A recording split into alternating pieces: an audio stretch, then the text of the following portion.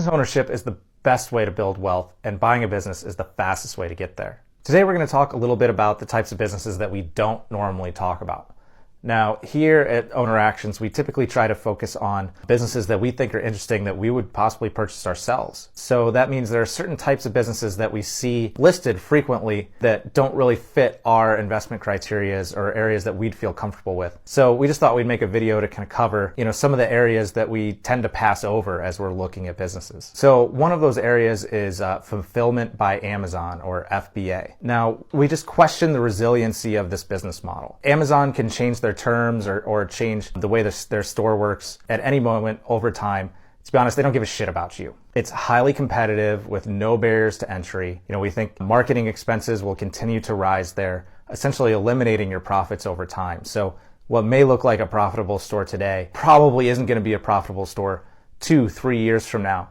And if you have a 10-year loan against a business that might not make it more than 2 to 3 years, then you're looking at possible bankruptcy. And that's something that we don't want to have as a legitimate possibility.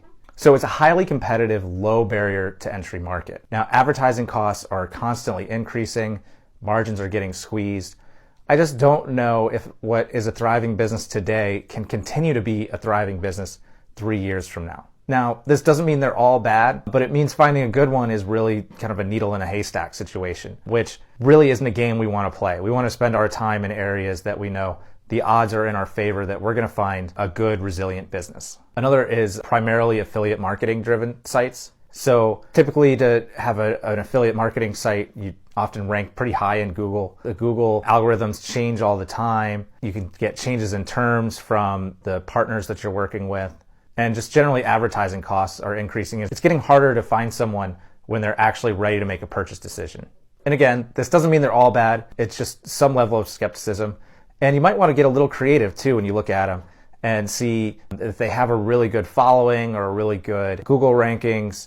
Are there other ways that you can monetize this particular site? And that might make it a little bit more interesting to add additional layers of cash flow. Then lastly, we're seeing a lot of social media marketing firms for sale. Now, the landscape of digital marketing has really shifted a lot over the last year. So companies that might have had a successful business in the past may not have a successful business in the future, and that might be why they're looking to sell.